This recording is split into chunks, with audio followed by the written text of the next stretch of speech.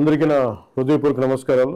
ఈరోజు ప్రతి పౌరుడికి సంబంధించిన ఒక ముఖ్యమైన విషయం గురించి మాట్లాడాలనుకుంటున్నాను. Freedom of speech and expression అనేది మనకి రాజ్యాంగం కల్పించిన ప్రాథమిక హక్కు. ఆ హక్కుని నేను గౌరవిస్తాను. ఎన్డీఏ ప్రభుత్వం కూడా గౌరవిస్తుంది. సోషల్ మీడియా ఇప్పుడు మన రోజువారీ జీవితంలో ఒక భాగం అయిపోయింది. మన అభిప్రాయాలను చెప్పడానికి, ప్రజా సమస్యల్ని ప్రభుత్వ దృష్టికి తీసుకురావడానికి, ఒకరితో ఒకరు అనుసంధానం అవడానికి, ప్రభుత్వాన్ని ప్రశ్నించడానికి ఇది ఒక శక్తివంతమైన వేదిక. కానీ మనం గుర్తుంచుకోవాల్సిన ఒక ముఖ్యమైన విషయం ఉంది. ఫ్రీడమ్ ఆఫ్ స్పీచ్ అనేది పూర్తిగా అపరిమితమైన హక్కు కాదు. దానికి కొన్ని పరిమితులు ఉన్నాయి.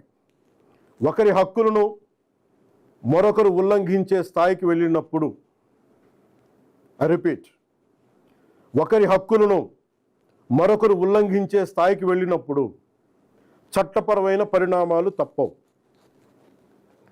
భారత రాజ్యాంగంలోని ఆర్టికల్ 19 క్లాస్ 2 ప్రకారం దేశ సమగ్రత, జాతీయ భద్రత, ప్రజాశాంతి, మర్యాద, నైతిక విలువలు, పరువు నష్టం, నేరాలకు ప్రేరేపించడం వంటి అంశాల్లో రీజనబుల్ రిస్ట్రిక్షన్స్ ఉన్నాయి. సింపుల్గా చెప్పాలి అంటే ఫ్రీడమ్ ఆఫ్ స్పీచ్ అంటే ఫ్రీడమ్ టు అబ్యూస్ కాదు. Again I repeat, freedom of speech does not mean freedom to abuse. ప్రభుత్వాన్ని విమర్శించే హక్కు మీకుంది. మమ్మల్ని ప్రశ్నించే హక్కు మీకుంది. మా నిర్ణయాలతో విభేదించే హక్కు మీకుంది.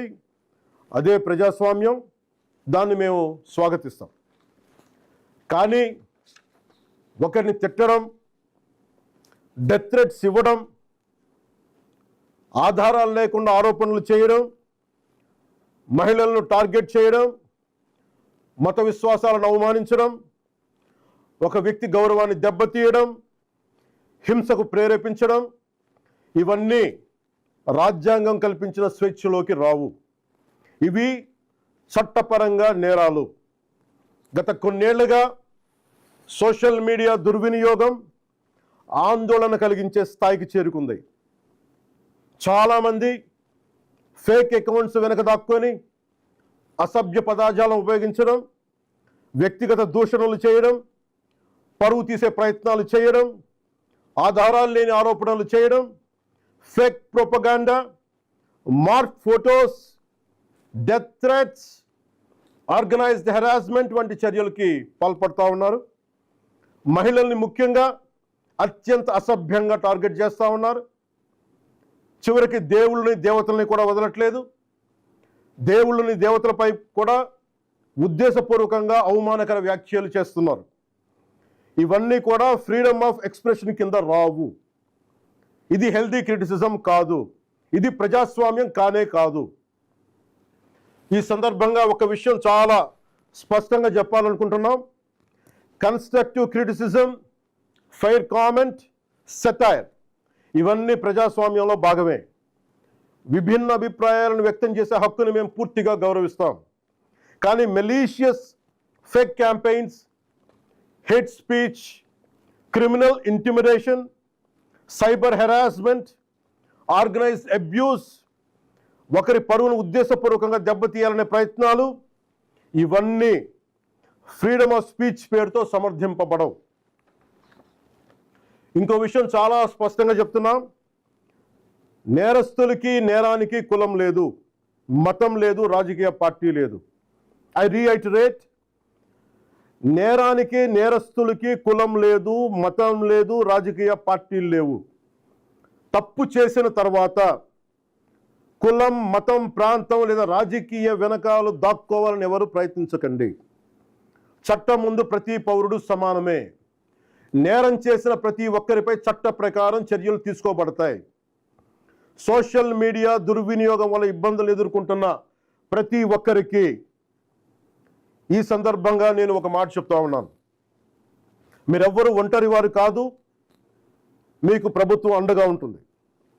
డిప్యూటీ చీఫ్ మినిస్టర్ ఆఫీస్లో సోషల్ మీడియా దుర్వినియోగానికి సంబంధించిన ఫిర్యాదులు స్వీకరించేందుకు ప్రత్యేక వ్యవస్థని ఏర్పాటు చేయబోతున్నాం.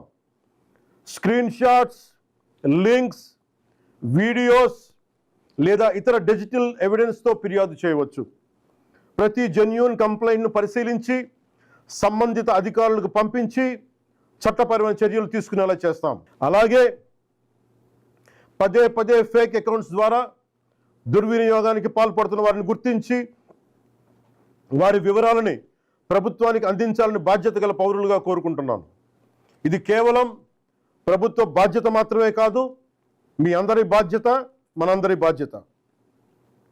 ఇలాంటి నేరాలకి పాల్పడిన వారిపై భారతీయ న్యాయ సంహిత BNS, భారతీయ నాగరిక్ సురక్షా సంహిత BNSS, ఇన్ఫర్మేషన్ టెక్నాలజీ యాక్ట్ 2000 మరియు ఇతర సంబంధిత చట్టాల ప్రకారం కఠినమైన చర్యలు తీసుకుంటాం. కేసు స్వభావాన్ని బట్టి BNS section 351 death threats, criminal intimidation, anonymous threats. BNS section 352 ఉద్దేశపూర్వక అవమానాలు, గొడవలకు ప్రేరేపించే వ్యాఖ్యలు.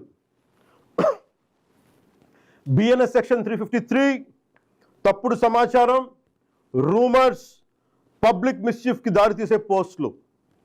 BNS సెక్షన్ 356 డిఫమేషన్, వ్యక్తి పరువుకు భంగం కలిగించడం. BNS సెక్షన్ 79 మహిళల గౌరవాన్ని దెబ్బతీసే వ్యాఖ్యలు లేదా చర్యలు. BNS సెక్షన్ 299 మత విశ్వాసాలను, ఏ మతమైనా కానీ, BNS సెక్షన్ 299 మత విశ్వాసాలను ఉద్దేశపూర్వకంగా అవమానించడం.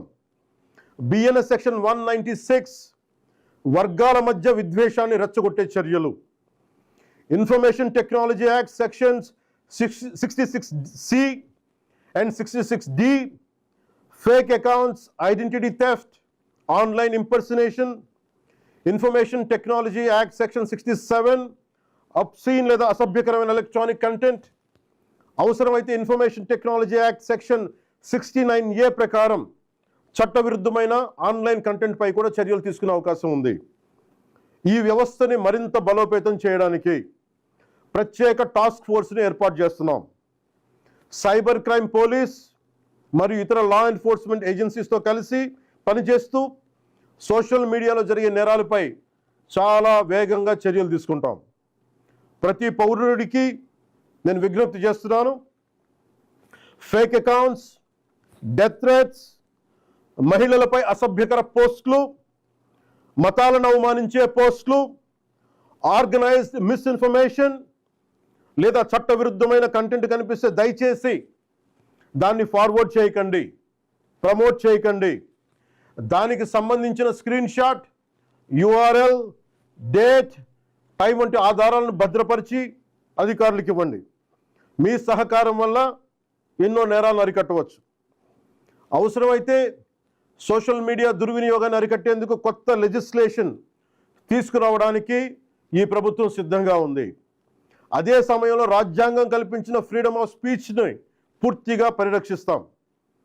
చివరిగా ఒకటే చెప్తున్నాం, మన మాటల్లో బాధ్యత ఉండాలి, మాట్లాడే భాషలో గౌరవంగా ఉండాలి, స్వేచ్ఛకు జవాబుదారీతనం ఉండాలి.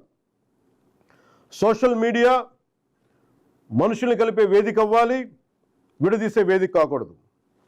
మమ్మల్ని ప్రశ్నించండి, విమర్శించండి, మీ అభిప్రాయాన్ని చెప్పండి, కానీ గౌరవంతో చెప్పండి, బాధ్యతతో చెప్పండి, చట్టాన్ని గౌరవిస్తూ చెప్పండి. అప్పుడే మన ప్రజాస్వామ్యం మరింత బలపడుతుంది. అలా కాకుండా మా ఇష్టానికి మాట్లాడతాం, మా ఇష్టానికి ఏదైనా అంటామంటే I promise you will face the legal consequences. Thank you. జై హింద్.